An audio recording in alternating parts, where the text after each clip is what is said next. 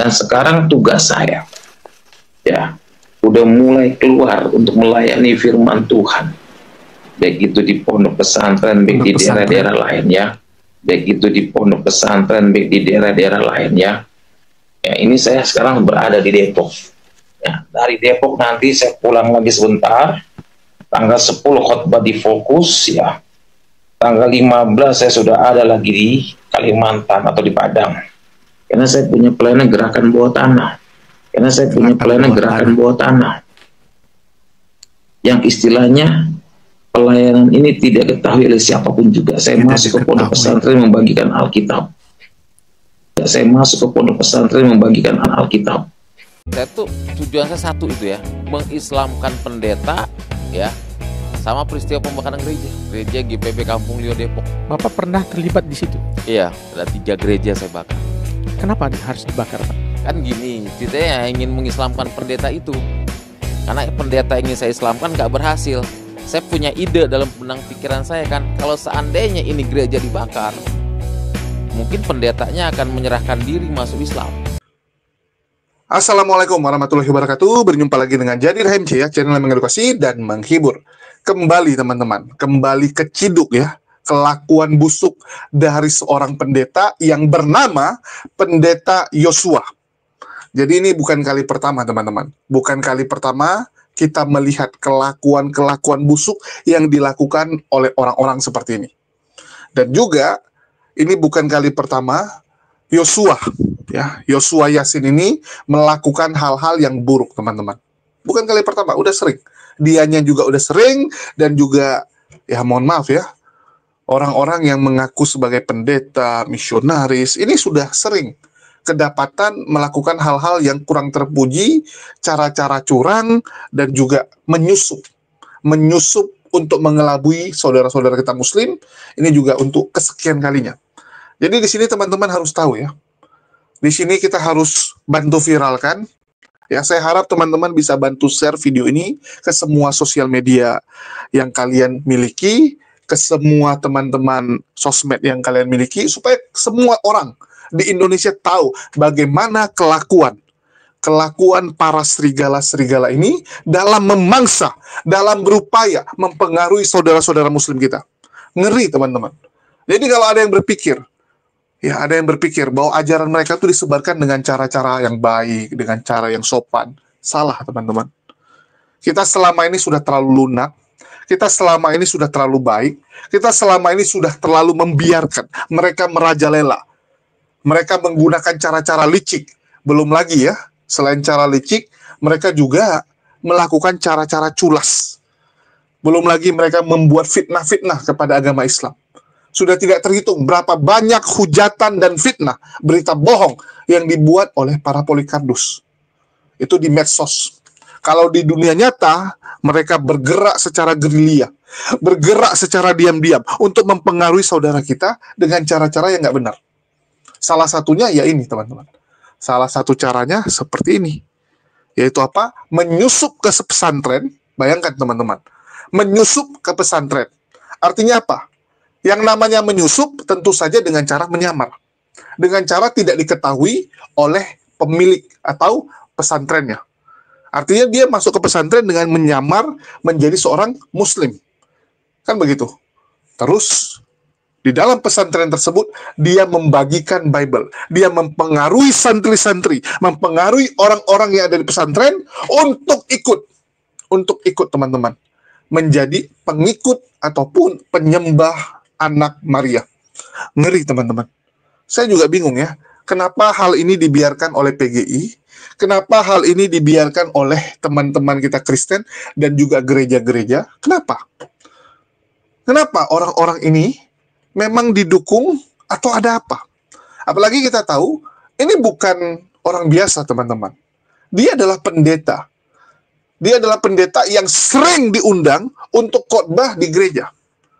Yang mengundang ini apakah juga mendukung apa yang dilakukan oleh pendeta Yosua ini? Ya, saya agak ini ya, nggak habis pikir gitu. Mereka ini apakah memang terstruktur untuk melakukan tindakan kejahatan seperti ini, Atau hanya segelintir orang, atau hanya satu kelompok? Coba saya tanya. Nanti kita tuduh memang ajaran mereka seperti itu, kalian marah, kalian tersinggung. Nanti kalian bilang, laporkan dia! Dia menyerang iman kita. Tapi yang kita lihat, kenapa ini sering sekali didukung oleh gereja? Didukung oleh gereja, terus dibiarkan oleh PGI.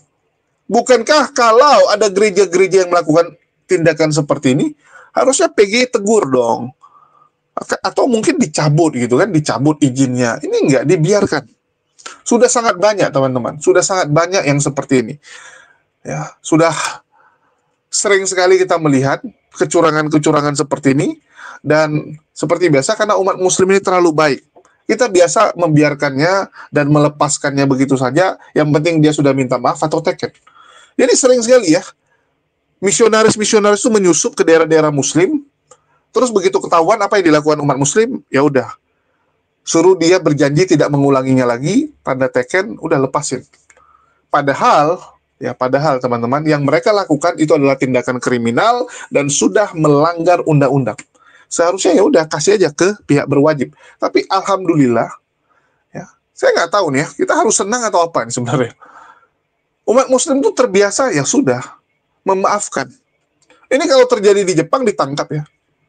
Kalau di Jepang teman-teman ya, itu setiap pelanggaran, contoh nih teman-teman, anak kalian nggak sengaja nih, anak kecil kan gitu, nggak sengaja, misalnya kalian ke supermarket, anak kalian nggak sengaja mengambil coklat, tanpa kalian ketahui, begitu di rumah, dia kasih lihat, bahwa tadi dia di supermarket ambil coklat, dan ternyata coklat itu belum kita bayar, karena dia ambil diam-diam, nggak sengaja, oke?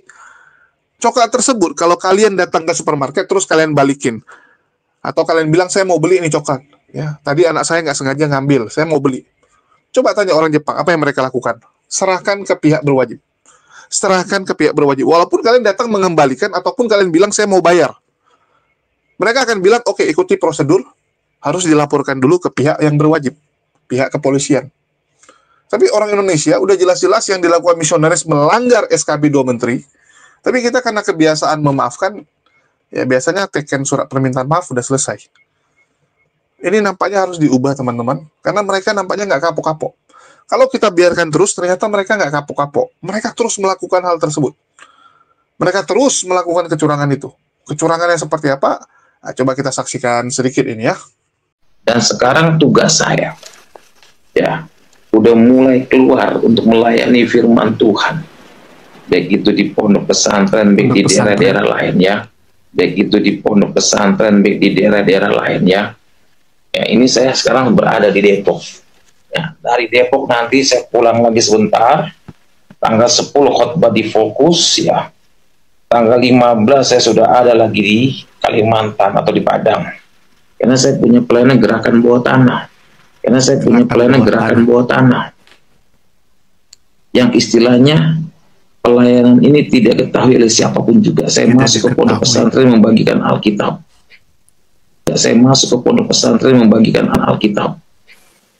Baik, sahabat Asik Ngaji, sebelum kita perlihatkan tatkala orang ini meminta donasi kepada jemaatnya, kami di sini akan mereaksi terlebih dahulu begitu sangat miris dan kotornya akhlak seseorang, di mana orang itu berpakaian seperti layaknya seorang muslim, kemudian masuk ke pondok pesantren, membagikan Bible. Ini seolah menusuk keimanan dari dalam, untuk mengajarkan kesesatan, untuk mengajak kepada pemurtadan. Na'udzubillah min dzalik. Kalau misalkan Anda meyakini bahwa kekristenan itu adalah ajaran kebenaran, kenapa harus disebarluaskan dengan seperti itu, dengan kotor dan begitu sangat miris luar biasa, dengan masuk ke pondok pesantren, kemudian pakai peci layaknya seorang muslim, lalu kemudian memberikan Bible kepada santri-santri itu. Kalau misalkan kitab suci Anda adalah kitab kebenaran, kenapa harus disebarkan dengan kepalsuan? Dan hemat kami, Anda yang mengaku sebagai rohaniawan, sebagai pemuka agama, rasa-rasanya dengan melakukan hal yang semacam ini, sungguh hilanglah martabat dan kehormatan. Karena jelas ya ikhwan, orang ini masuk ke pesantren bukan untuk menimba ilmu, bukan untuk belajar, tetapi menyamar sebagai muslim untuk menebarkan syubhat di antara saudara-saudara muslim yang lainnya. Dan hemat kami, kalau jalannya seperti ini, itu ibaratnya serigala berbulu domba. Awalnya serigala ini menjilati, tetapi justru pada akhirnya domba ini diterkam oleh serigala. Waliyahzubillah. Nah, ikhwafillah sahabat ngaji, orang ini melakukan live streaming di TikToknya itu. Ini beberapa hari yang lalu ya ikhwah. Kemudian orang ini meminta donasi. Entah donasinya untuk apa? Apakah memang untuk kelancaran misi bawah tanah ini untuk menyebarkan Bible ke pesantren-pesantren? Nauzubillah min dzalik. Baik ya, kita akan lihat terlebih dahulu bagaimana ketika orang ini live di TikToknya itu kemudian meminta donasi kepada jemaatnya. Silakan ya, ikhwan. Ini terbaru ya, ikhwan. Terbaru. Silakan. Muslim. Ya. Ada orang sholatnya. Kalau nggak percaya. Ini bukan sholat, saudara. Ini pastori. Selamat pagi Bapak Ibu yang dikasihkan Tuhan. Kiranya damai sejahtera dan sukacita Tuhan melimpah dalam hidup kita. Yang terpenting bantu dalam doa supaya kami bisa melanjutkan pembangunan gereja Murtadin. Kami masih butuh biaya sekitar 28 juta lagi akan kami selesaikan. Ya, bantu doa saudara ya. Jadi saudara ingin tergerak bisa menghubungi nomor saya 0813 25 2947. Ya, saya nggak nanti saya perlihatkan pembangunan gereja Murtadin yang hampir jadi tapi belum selesai. Ya, tinggal pasang keramik, tinggal pasang kursi, tinggal beli alat musik ya. Ini sekitar lebih, kalau sampai beli alat musik itu sampai ratusan ya. Kursinya juga harus beli ya. Mari saudara yang tergerak bisa menghubungi 0813 25 47, itu nomor WA saya. Ini saya Pak Pendeta, saya tergerak satu kursi ya, puji Tuhan ya. Baik, sahabat ngaji, perlu kita ingat dan kita catat bahwa orang ini memiliki misi gerakan bawah tanah, yakni misi yang tersembunyi. Kemudian orang ini datang ke pesantren-pesantren untuk menyebarkan Bible, menyamar layaknya seperti saudara muslim yang lainnya, pakai peci dan sebagainya. Tetapi ternyata niatannya itu sangat kotor. Kenapa saya katakan demikian? Karena jelas di mana santri menimba ilmu agama, menimba ajaran Islam ini malah cekoki dengan Bible itu sendiri, diselundupkan Bible agar kemudian memasukkan doktrin-doktrin yang jauh bertentangan daripada ajaran Islam itu sendiri. Alhamdulillah, orang ini di beberapa bulan yang lalu atau mungkin beberapa tahun yang lalu pernah merendahkan sholat ya ikhwah. Ini sangat miris dan sangat ngeri. Baik, kita akan lihat bagaimana isi videonya. Silakan ya ikhwah. Amin. Jadi imam sholat sisa. Coba lihat. Allahu Akbar. Nah, surat yang dibaca dalam surat apa? Al-Fatihah. Di dalam surat Al-Fatihah ada kata ihdinas siratal mustaqim. Ya Allah, tunjukkanlah aku ke jalan yang lurus. Sudah ada belum? Ada. Dalam Al-Qur'an. Menafsirkan berdasarkan nafsunya. Ayat 61, dan sesungguhnya Isa itu benar-benar memberikan pengetahuan tentang hari kiamat. Karena itu janganlah kamu ragu-ragu tentang kiamat itu, dan ikutilah aku di jalan yang lurus. Menafsirkan sesuai dengan nafsu dan kemauannya. Amin. Coba lihat. Mereka masih minta ihdinas siratal mustaqim. At-tahiyyatu mubarakatuh shalawatu thayyibatulillah. Assalamualaikum, enggak ketemu. Tengok kanan, enggak ketemu. Tengok depan, Allah. Jemaatnya tahu ya. Pada jalan yang lurus sudah ada siapa? Yohanes 14 yang mengatakan apa? Kata Yesus kepadanya, akulah jalan kebenaran dan hidup. Ini di gereja ya Pak. Kemudian jemaatnya pun juga malah tertawa karena kenaifannya. Pendeta ini dengan merasa bangganya seolah-olah dia tahu Al-Quran, dia mengetahui isi daripada Al-Quran sendiri. Padahal ayat yang kemudian dia baca, kemudian ditafsirkan dengan seenak nafsunya itu. Ini adalah kesalahan dan kekeliruan yang sangat besar ya ikhwah. Apalagi dengan gerakan-gerakan tahiyat yang kemudian seperti itu. Dan katanya Assalamualaikum, ke kanan gak ketemu, Assalamualaikum, ke kiri gak ketemu, kemudian Allahu Akbar dan lain sebagainya. Ini kan merendahkan sholat di gereja. Ya, bagi teman-teman yang belum tahu ya, siapa orang tersebut, ya ini adalah seorang pendeta, teman-teman, mantan Islam lah, murtadin. Ya, kalau kita bilang kan murtadin gitu. Jadi Yosua ini mengaku sebagai murtadin, dan juga waktu di Islam, dia mengatakan dia mengajarkan bahwa untuk menegakkan Islam, kita harus membakar yang namanya gereja. Dan dia mengaku sebagai pembakar gereja. Padahal nggak ada gereja yang dia bakar. Nggak ada, teman-teman. Terus apa tujuan dia memberikan kesaksian seperti itu? Ya tentu saja untuk memframing, untuk memfitnah, seakan-akan umat muslim itu jahat. Seakan-akan agama Islam itu jahat. Jadi dia dari satu gereja ke gereja yang lain, saat bersaksi kesaksian murtadinnya, kesaksian bagaimana dia keluar dari Islam, itu dibarengin dengan kesaksian bahwa dia membakar gereja. Yang saya bingung sampai detik ini tidak diproses secara hukum. Padahal jelas yang dia lakukan itu adalah kejahatan. Terlepas yang dia lakukan adalah benar atau tidak. Contoh nih, kalau benar dia bakar gereja, harusnya diproses dong secara hukum. Walaupun dia sudah murtad kan gitu.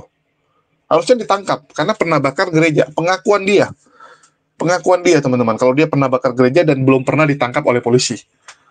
Terus kalau kesaksian itu palsu, ya harus ditangkap juga karena membuat keonaran dan membuat fitnah kepada Islam. Benar atau tidak, dia tetap salah, teman-teman. Ya, benar atau tidak, salah. Harusnya diproses. Saya bingung kenapa pihak kepolisian membiarkan orang seperti ini.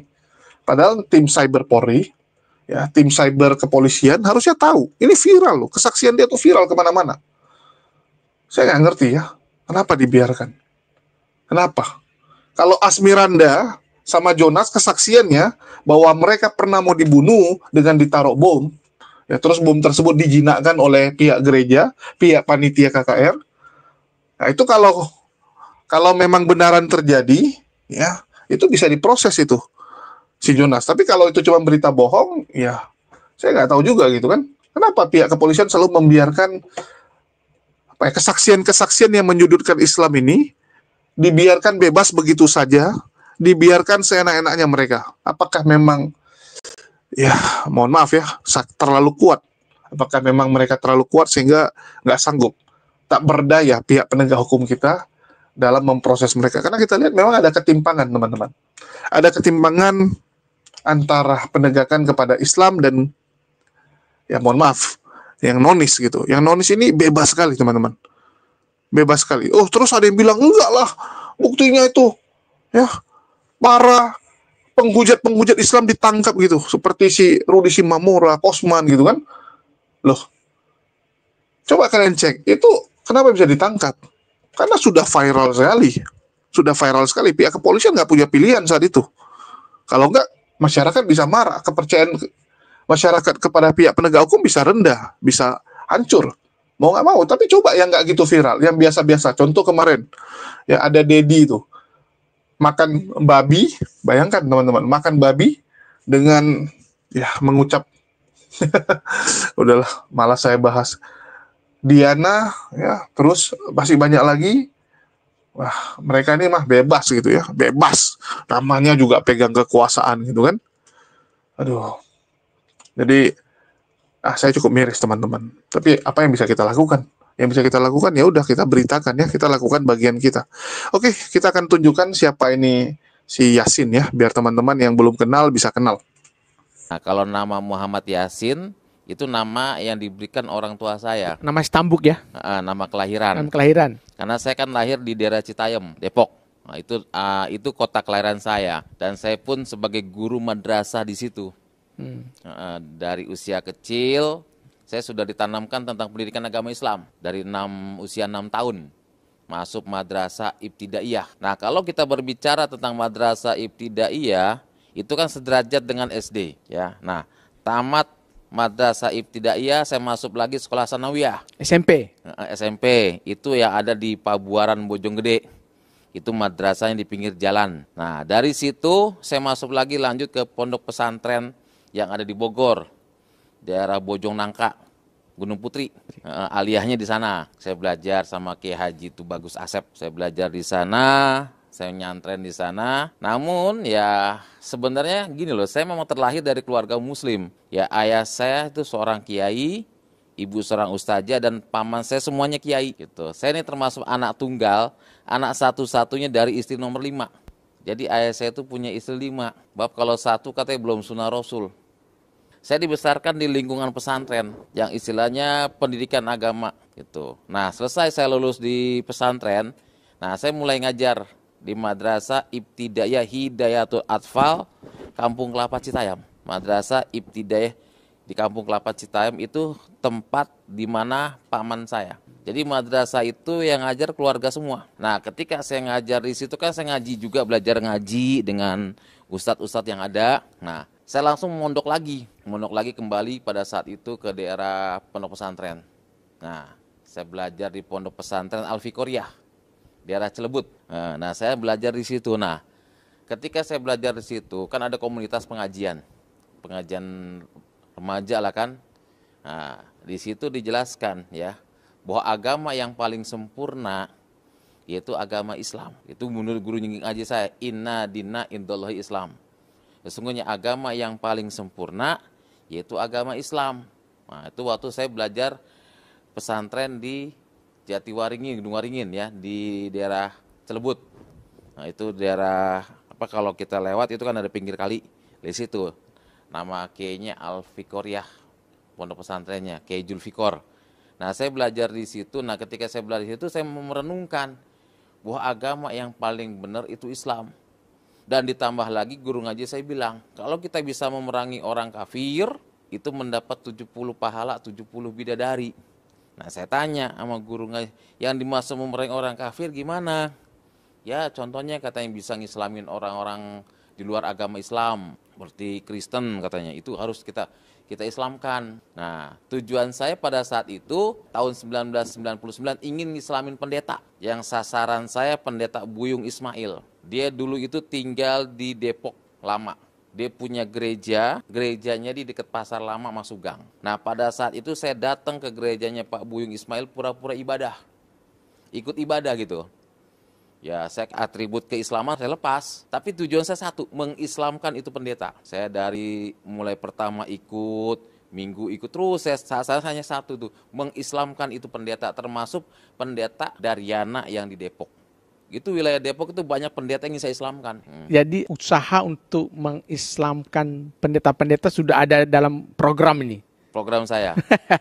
Setelah tamat dari pesantren sudah mulai menjalankan misi ya? Iya, bahkan di pesantren sendiri saya mulai misi, pacaran sama orang Kristen gitu kan. Oh, itu misi juga itu? Misi juga. Oke, lalu memutuskan untuk berkeluarga kapan? Saya tahun 2007. 2007. Ketika saya sudah bertobat. Setelah bertobat baru berkeluarga. Pak Yosua, Bapak anak satu-satunya, dia istri kelima. Apakah ada juga anak-anak di keempat istri yang lain? Kalau setahu saya mereka masih ada sampai saat ini. Bagaimana komunikasinya, Pak? Nah, pada saat itu mereka tahu ya, waktu kan saat ini kan banyak media sosial ya kan. Banyak YouTube, banyak Facebook ya. Memang saat itu saya sempat ditolak keluarga, diusir. Ya kan, diusir, tidak boleh lagi tinggal dan tidak diakui oleh keluarga, dicoret dari kartu keluarga. Akhirnya sempat saya jadi gelandangan ketika saya terima Yesus, tidur di Stasiun Cikini. Gondang dia Stasiun Cikini itu saksi hidup saya. Sampai saya sempat tidur di tempat pembuatan parsel. Jadi kalau yang punya toko datang saya disiram. Saya sempat di situ. Dan pada saat itu saya datang ke Jalan Proklamasi, Dr. Suradi. Kalau makan siang itu kan Dr. Suradi kan nampung makan para pemulung. Saya ikut makan sama dengan pemulung dulu saya. Padahal saya guru agama Islam, sangat dihormati. Namun ketika saya terima Yesus, tantangan banyak gitu. Nah, ini menarik ini. Artinya setelah menerima Yesus malah ditentang oleh keluarga dan bukan bahagia tetapi malah menyedihkan nasibnya. Iya. Padahal kan di luar sana ada selentingan bahwa kalau masuk Kristen itu dibayar berjuta-juta ya Pak. Bapak dibayar berapa Pak waktu itu? Saya pada saat itu nggak ada yang bayar. Tidak ada yang bayar. Tapi saya terus berjalannya waktu. Sebenarnya tujuan saya satu itu ya. Mengislamkan pendeta ya sama peristiwa pembakaran gereja GPB Kampung Lio Depok. Bapak pernah terlibat di situ? Iya, ada 3 gereja saya bakar. Kenapa harus dibakar Pak? Kan gini, ceritanya ingin mengislamkan pendeta itu. Karena pendeta ingin saya islamkan nggak berhasil. Saya punya ide dalam benang pikiran saya kan, kalau seandainya ini gereja dibakar, mungkin pendetanya akan menyerahkan diri masuk Islam. Tapi ternyata tidak ada yang menyerahkan diri. Justru setiap gereja yang saya bakar, mereka saya survei. Itu mereka pada nyanyi-nyanyi di gereja yang dibakar.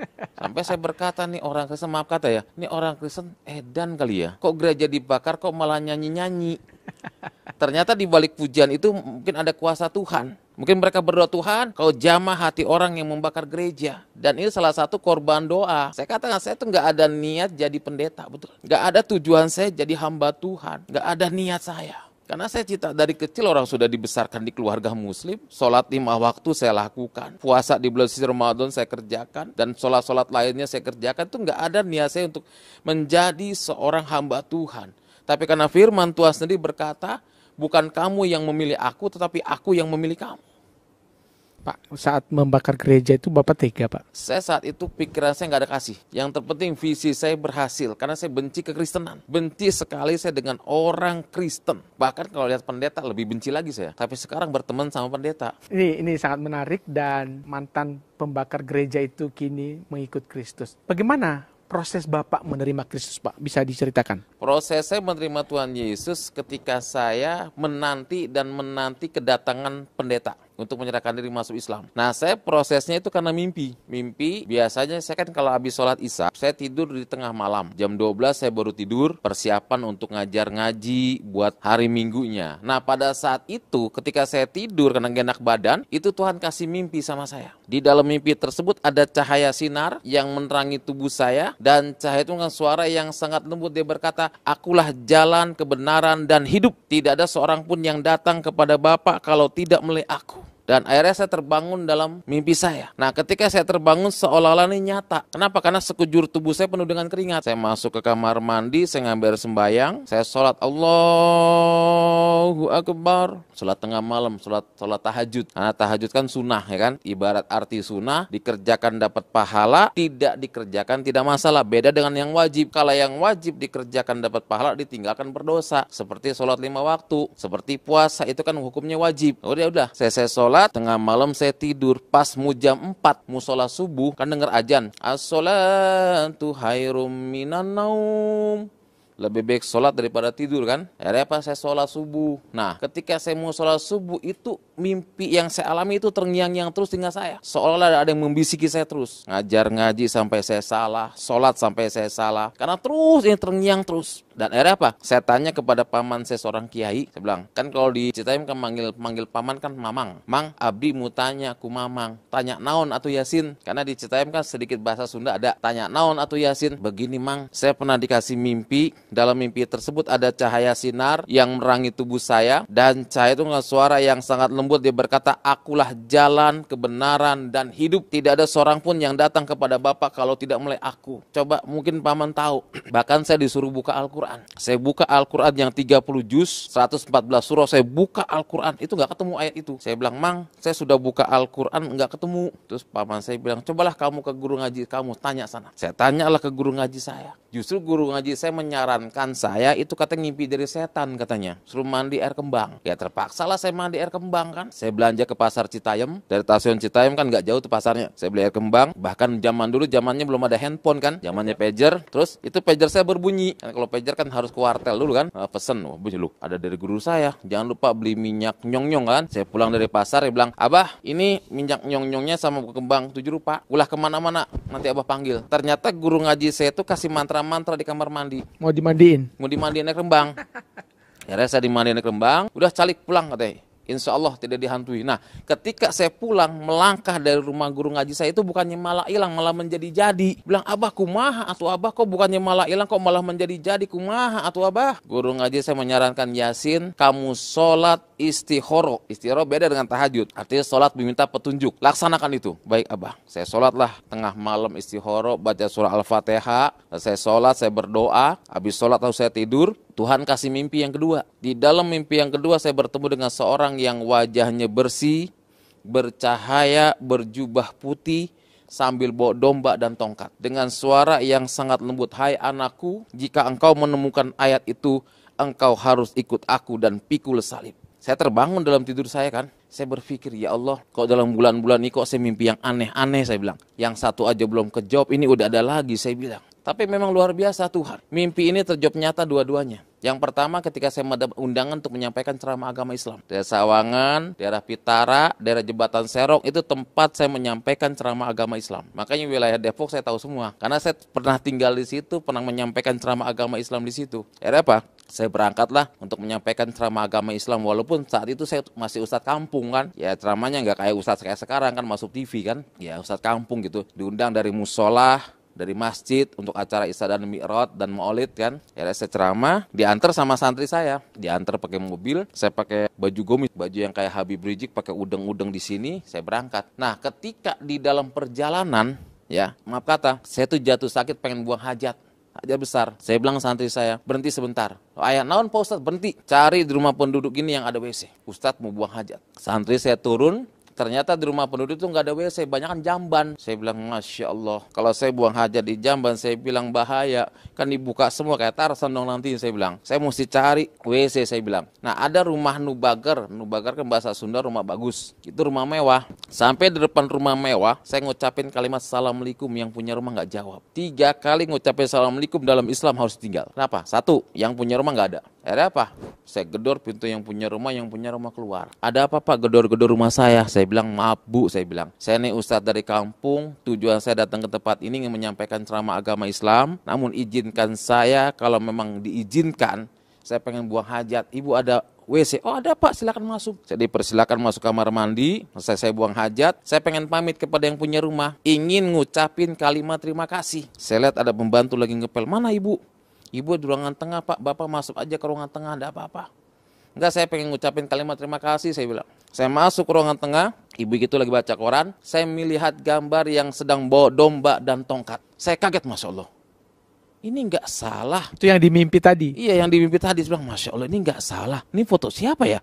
Langsung, Bu, sebelum saya pamit, saya mau tanya sama ibu. Oh silakan. Ini foto siapa dan ini gambar siapa? Apa ini saudara ibu yang sedang bawa domba dan tongkat? Oh bukan Pak, ini Tuhan saya, Tuhan Yesus. Masya Allah. Kalau gitu ibu orang Kristen ya. Kalau tahu ibu orang Kristen, Bu, saya nggak jadi buang hajat. Itu saya saking benci dengan orang Kristen. Bahkan saya pernah melarang santri saya untuk belanja kepada orang Kristen. Saya dulu waktu jadi guru agama Islam, saya pakai jenggot segini. Dan saya selalu pakai siwak, nggak pernah pakai sikat gigi. Karena saya beranggapan sikat gigi, odol itu buatan orang kafir. Itu jahatnya saya dulu. Saya pakai siwak gitu, nggak pernah pakai sikat gigi saya. Dan akhirnya apa? Saya pulang dirangkul sama itu Pak, ibu itu Pak, Tuhan berkati Bapak, Tuhan pakai Bapak. Pakai apanya Tuhan, saya bilang. Udahlah saya pulang, saya nggak jadi ceramah. Ingat ya Pak. Hari itu nggak jadi ceramah? Nggak jadi ceramah, saya pulang.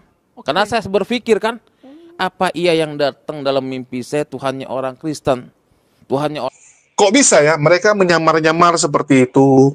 Ya kok bisa ya mereka sengaja gitu kan, sengaja masuk ke daerah-daerah Muslim terus menyebarkan yang beginian gitu. Nah, ini memang ajaran mereka nampaknya teman-teman ya. Mohon maaf kalau teman-teman Kristen ada yang keberatan, tapi yang saya dengar ya sekali lagi yang saya dengar memang seperti itu ajaran mereka. Ya seperti itu. Jadi memang di di Korintus juga dikatakan.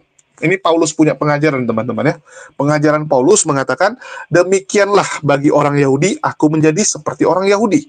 Seperti ya, artinya apa? Menyamar menjadi Yahudi. Supaya aku memenangkan orang-orang Yahudi. Bagi orang-orang yang hidup di bawah hukum Taurat, aku menjadi seperti orang yang hidup di bawah hukum Taurat. Sekalipun aku sendiri tidak hidup di bawah hukum Taurat. Dia nggak hidup di bawah hukum Taurat, tapi menyamar seperti orang yang hidup di bawah hukum Taurat. Supaya aku dapat memenangkan mereka. Jadi nggak apa-apa. Yang penting untuk memenangkan mereka, kalian diperbolehkan menyamar. Kan begitu. Yang penting tujuannya untuk menyebarkan ajaran yang satu ini. Yang penting tujuannya untuk apa? Menyebarkan agama Kristen.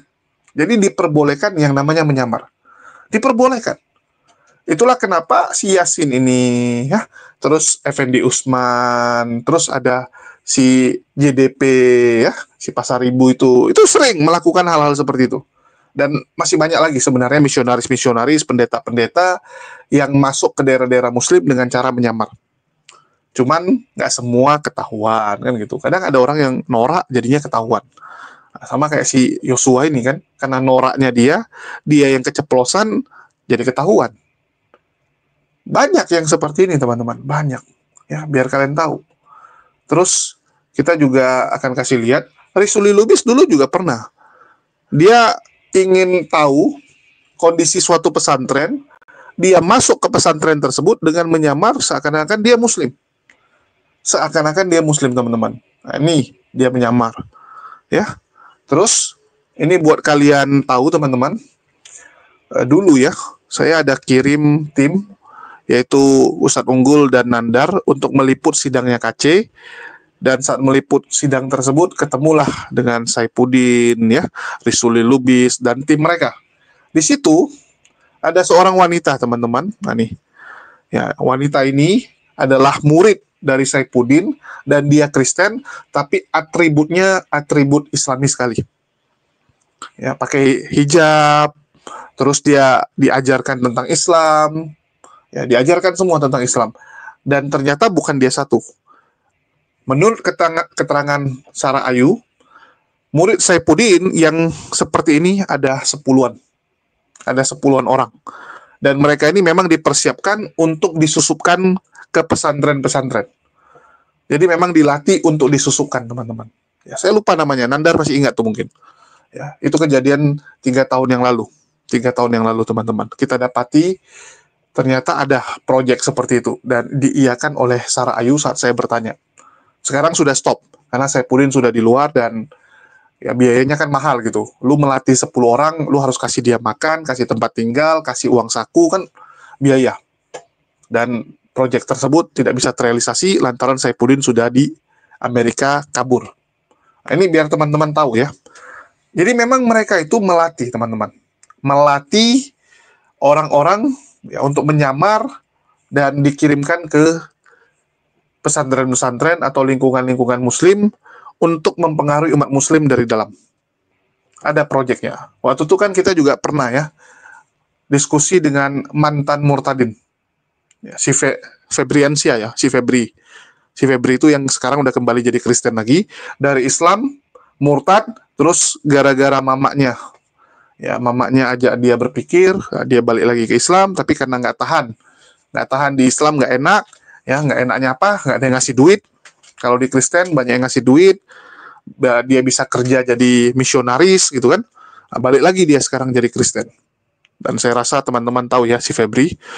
Dan Febri sendiri mengaku kalau yang murtadin ini mereka biasanya dibentuk tim khusus, ya ada pasukan khusus yang isinya para murtadin yang nanti akan dipakai untuk menyelinap ke daerah mayoritas muslim, ke daerah-daerah dan juga ponpes-ponpes untuk mempengaruhi umat muslim dari dalam. Ngeri, teman-teman. Bukan dari luar, teman-teman, tapi dari dalam. Jadi mereka disusupkan. Dan proyek tersebut memang proyek yang dibiayai langsung oleh gereja. Contohnya Saipudin. Saipudin bentuk ini ya bukan pakai uang pribadi dia, teman-teman. Pakai uang yayasan, pakai uang gereja. Dan salah satu donatur utamanya yang ada di belakang adalah Gilbert Lumondong. Ya, bagi teman-teman yang nggak tahu, Gilbert lah yang mendanai. Dulu KC juga termasuk dalam tim tersebut, ya, karena KC memang adalah murtadin. Kosman bin Sunet yang sudah dipenjara. Jadi mereka semua ini, yang mantan murtadin ini, dilatih, teman-teman. Termasuk yang perempuan-perempuan ini ya. Menurut keterangan Sarah Ayu, ya memang mereka ini adalah murtadin. Jadi kalau dia pakai hijab, kelihatannya Islami sekali, ya karena memang dia dari Islam. Karena memang dia dari Islam, pindah ke Kristen, ya tampilan dia masih bisa sangat Islami gitu. Bisa sangat Islami sekali. Nanti mereka akan dimasukin ke pesantren untuk mempengaruhi dari dalam. Nanti mereka ajak orang-orang ini untuk pindah ke Kristen dengan alasan, loh Yesus kan jalan kebenaran, ngapain lagi pusing-pusing? Yesus kan terkemuka di dunia dan akhirat, artinya dia adalah Tuhan. Kan gitu. Ikuti jalan yang lurus. Kan idina siratal mustaqim. Yesus lah itu jalan kebenaran gitu kan. Mereka akan mengajak dan membawa-bawa ayat-ayat seperti itu untuk mempengaruhi orang. Dan memang ada itu. Ya, ada bab khususnya mereka diajari, ada dibikinkan PowerPoint-nya, dibikinkan modul, ya, modul untuk bagaimana menjual agama Kristen di tengah-tengah masyarakat muslim. Dipersiapkan semua, teman-teman. Ngeri kan? Ya seperti itulah ajarannya. Jangan terkejut. Kalau kalian yang terkejut, artinya kalian masih awam sekali, baru tahu ya. Dan saya rasa masih banyak nih penonton-penonton di sini yang istilahnya nggak menyangka. Apa benar Bang seperti itu? Apa benar ya? Ya itu. Realitanya itu terjadi. Realitanya itu terjadi. Dan mereka tuh kenapa semangat? Karena memang dibiayai. Beda sama di Islam ya. Kenapa kita berdakwah? Ya semua lillahi ta'ala. Bukan masalah nyari duit gitu. Kalau mereka nyari duit. Jadi memang dikirim ke pesantren tuh dia dapat gaji. Jadi selama menyusup, misalnya mereka menyusup setengah tahun ke pesantren atau setahun. Tapi tiap bulan itu rekening mereka akan bertambah. Akan digaji. Jadi mereka nggak usah pusing istri, anak, ya kehidupan mereka. Mereka nggak usah pusing. Yang penting fokus bagaimana mempengaruhi orang-orang Islam ini. Bahkan kalau berhasil mengajak biasanya ada bonus. Ada bonusnya nanti. Jadi mereka ini memang tim khusus. Tim khusus teman-teman. Sangat terstruktur, ya, mengerikan, dan mematikan. Jadi jangan terkejut kalau ada saudara-saudara muslim kita yang pada akhirnya murtad gitu. Karena memang pelemahan-pelemahan akidah ini sangat ngeri dilakukan oleh mereka. Framing-framing, bagaimana mereka menjelek-jelekan Islam, itu memang dibuat khusus teman-teman. Kalau orang Islam yang awam, babak belur lawan mereka. Kalau orang Islam yang nggak pernah nonton debat, nggak belajar, ketemu mereka babak belur. Sebagai contoh, kalian lihatlah umat Muslim yang awam yang naik ke room-room seperti Edis. Harus kita akui kelabakan. Harus kita akui teman-teman ya. Ada umat Muslim yang naik ke room Edis yang nggak ngerti tentang debat, pasti kelabakan. Kelabakan dibuat sama Edis. Karena mereka memang spesialisnya itu. Mempengaruhi orang, menipu orang, dan memurtadkan saudara-saudara kita.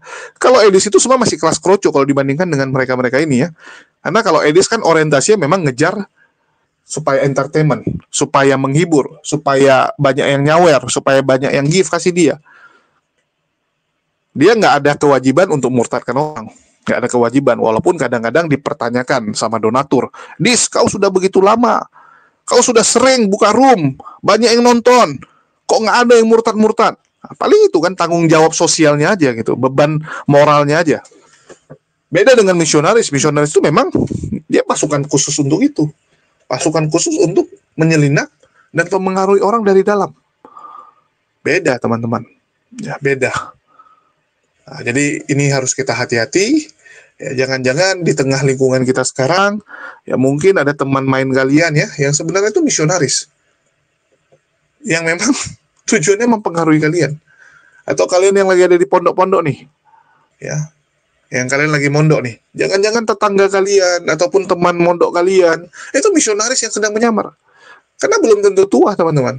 Jangan kalian lihat, kalau Yosua ini kan udah tua gitu kan, Pastor Yosua ini udah tua. Saya lihat dulu, oh teman saya masih muda semua bang, nggak ada yang tua. Siapa bilang nggak ada yang tua? Anggota yang direkrut sama Saifuddin itu muda kan? Muda semua tuh teman-teman. Di bawah 20 tahun. Pasukannya Saifuddin itu di bawah 20, dia nggak mau yang tua, karena yang tua agak susah diatur. Ya, agak susah menurut dia. Dia cari yang masih 18 tahun, 17 tahun gitu kan. Udah murtad. Begitu murtad, ya udah ditawari. Apalagi yang bisa mereka lakukan para murtadin ini? Kan murtadin ini kan mau cari duit gampang, mau hidup enak. Kan alasan murtad mereka salah satunya supaya lebih gampang mencari uang. Tujuan murtadnya itu mencari dunia. Ya udah dikasih job yang seperti ini. Dan bagi yang muslim murtadin ini kan gampang ininya.